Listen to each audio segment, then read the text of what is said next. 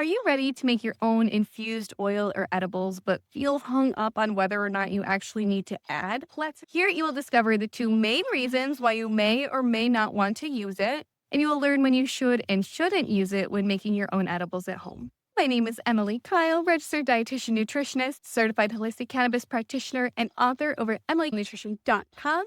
And today I'm sharing with you my guide on lecithin for edibles, where, when, and why you should use it. I recently received this question from Molly, a member of my Well Cannabis community. She says, lethosin in gummies, is it necessary? Also, if I have it in powdered form, is there a way to mix it with water so I could use it in your recipe? Now, that's a great question. So we are going to take an in-depth look at lecithin benefits, when, where, and why you want to use it in your edibles. We're also going to explore the different forms like powder or liquid, sunflower or soy, so you know which kind to buy at the store. So what is lecithin? Lecithin is a type of fat that's essential for properly functioning cells in our body. So it's a natural phospholipid. It's a substance that's derived from things like soybeans, sunflowers, eggs, avocados, and more.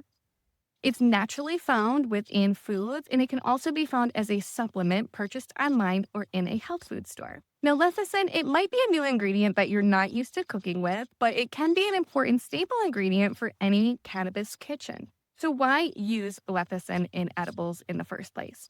So basic culinary science is the first reason for adding lecithin to edibles as an emulsifier. So like water and oil, two opposing ingredients will never naturally come together without the addition of an emulsifier. They will naturally separate over time, leaving a layer of water and a layer of oil. So adding an emulsifier, like an ingredient containing lecithin, can help bond together the two opposing ingredients, and it helps to prevent separation naturally. So lecithin, it has the ability to combine oil in water and water in oil, making it ideal for infusion. The second reason people add lecithin to edibles is a theory that believes that lecithin can increase the potency of an infusion by increasing the bioavailability of cannabinoids in the body. Now, it's believed that this increased bioavailability, defined as the ability of a substance to be absorbed and used by the body, will produce a more potent effect. So we will explore these two reasons a little bit more in detail so you can know if using lecithin in your edibles is the right choice. Reason number one, emulsification, or to emulsify. It's a process used in culinary science, restaurants, cooks, chefs, and even at-home chefs. And so by definition, when you emulsify something, you mix it so thoroughly that it becomes an emulsion. In other words, it doesn't separate over time. So for example, in your own home kitchen, heaping opposing ingredients together in certain recipes like oil and vinegar in a salad dressing is hard. And so when you vigorously shake the dressing, it shakes the two ingredients to combine. But when you leave it to sit for some time, they separate back out again. And this is because there's nothing to hold the two ingredients together or emulsify them. Now, if you were to add another ingredient to your dressing that naturally contained lecithin, such as egg yolks, the dressing, it does not separate, it remains emulsified. And so when you make cannabis edibles at home, you will want to use lecithin as an emulsifier when making certain kinds of recipes. The most common recipes that call for the addition of lecithin include cannabis gummies that are made with oil or butter, cannabis-infused lemon vinaigrette, or any type of hot drink made with cannabis oil, such as coffee, teas, and lattes. How much lecithin to add? So most recipes that require lecithin will tell you the amount needed. So for example, on my website, I have a gummy recipe that specifically calls for 2 teaspoons of lecithin for the entire recipe. Now, if you're working with a recipe that does not specifically call for a specific amount, adding 1 teaspoon of lecithin per 1 cup of liquid is a good rule of thumb to start with. Now, you don't need to add much to get the emulsification that you need. However, if you do find that separation continues, you can continue to add more lecithin as needed.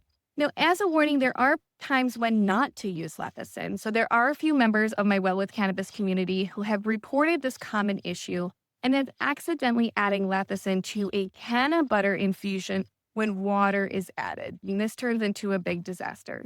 And so while I use the crock pot method for making canna butter and I use a water bath, you could also use the stovetop method where you just combine everything all together.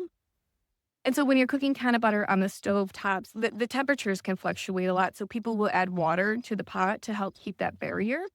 And so while the water, it helps to regulate the butter's temperature and prevent it from getting too hot or burning the butter or denaturing the cannabinoids, we have an issue. So the water is supposed to be removed and discarded at the end. And so if you add water to your canna butter infusion, you absolutely should not add lecithin in this case. Because what will happen is the water and the butter will bind together and it will just result in this really soupy mess that's just a disgusting end product.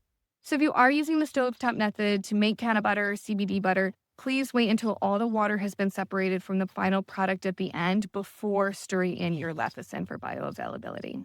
All right, reason number 2. So many cooks swear by adding lecithin to their oil-based infusions to make them stronger and more potent. And now this is a theory, but it is believed that using lecithin will make valuable cannabinoids like CBD and THC more bioavailable and ready to use by the body, ultimately making the edible experience longer and stronger.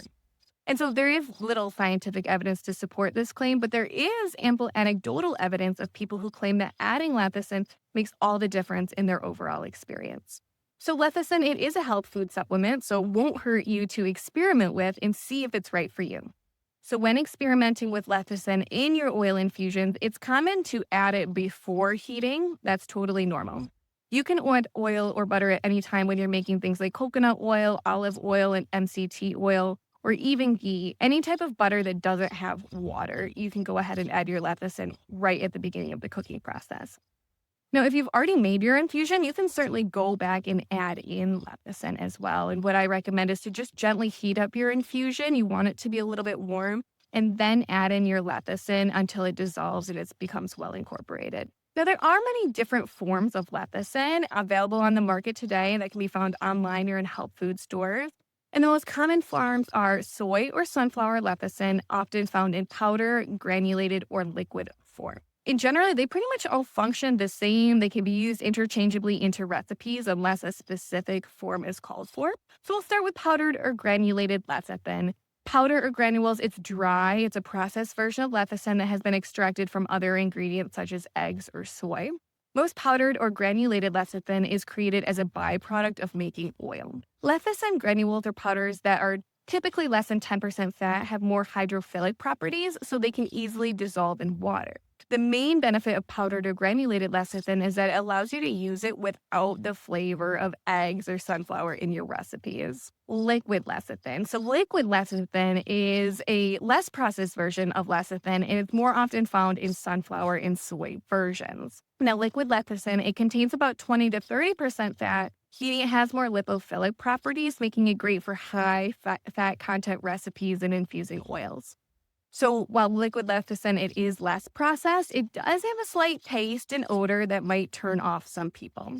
I personally prefer working with a liquid lecithin rather than powdered or granule because I feel like it mixes in better with infusions and recipes, but ultimately the choice is yours. Sunflower versus soy. So it's up to you whether you would like to choose sunflower lecithin over soy lecithin. It really comes down to a personal preference. Choosing one option over the other, it will not affect the quality or the outcome of your recipes. Where to buy lecithin? So you can buy lecithin online if you can't find it in your local health food store. They do have some recommendations of favorite brands on the website that you can click on to find a product easily and have it shipped directly to your door. Now, here are a few important things to know before getting started. Like MCT infused oils, some people do anecdotally report that lecithin can cause digestive issues. And so these issues are typically minor side effects, stomach aches, diarrhea. With all things cannabis, always recommend to start low and go slow for the most enjoyable experience, especially if you're trying something new. Frequently asked questions. Is there a lecithin to oil ratio? Most recipes that require lecithin will tell you the amount that's needed. So, however, if a recipe doesn't, for whatever reason, call for it, a good rule of thumb is to add 1 teaspoon of lecithin to 1 cup of butter or oil. Do I have to use lecithin in edibles? It depends on what recipe you're making. And so in most cases, it's optional, but in certain cases where you're making things like cannabis gummies, you need it. Are lecithin edibles stronger than regular edibles? And they can be. However, it really depends on a lot of different factors, including the potency of the cannabis flower you used and your own unique endocannabinoid system. So, if you know the percent of cannabinoids in your starting material, you can use my edible potency calculator to guesstimate the final number, but the jury's out on whether they are more potent. Can I add lecithin after the infusion? Yes, you can still reap the benefits of lecithin after the infusion process is already done. Simply just mix the lecithin into your oil. Just know you might need to heat it up a little bit to get everything to incorporate well. If I already added lecithin to my oil, do I also need to add it to my gummies? Yes. If you are following my cannabis gummies with oil recipe, I still recommend that you add the required 2 teaspoons of lecithin called for in the recipe, even if you've already added some to your oil. It's really important in this recipe to have that there. How do I make THC gummies without? So I do have options for making gummies without lecithin. However, these recipes, you need to infuse the gummies with cannabis tinctures rather than oil, alcohol-based tinctures.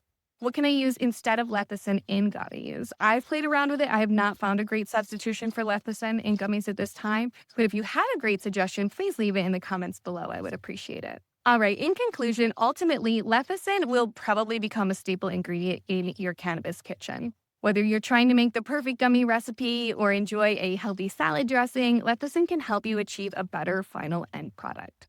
Adding lecithin to butter and oil infusions, it can also help to improve the bioavailability of cannabinoids, and it can lead to a more desirable end experience for you. Now, if you're looking for even more information on lecithin, please look no further than my Edibles Made Easy course. It covers this topic in depth along with all things edible.